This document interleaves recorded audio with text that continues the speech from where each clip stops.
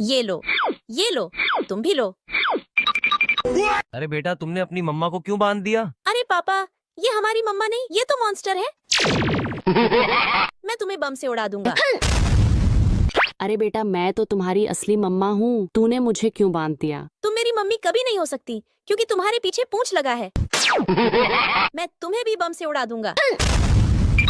अरे बेटा, मैं तो तुम्हारी असली मम्मा हूँ, तुम मुझे खोल दो। नहीं, तुम मेरी मम्मी कभी नहीं हो सकती। तुम्हारा असली रूप देखकर सबका होश उड़ जाएगा। लेकिन वो देखने से पहले आप भी अपनी मम्मा से प्यार करते हो तो वीडियो को लाइक करके चैनल को सब्सक्राइब कर दो और कमेंट में आई लव मम्मा लिख दो। अरे वाह, ये तो मेरी असली मम्मा है।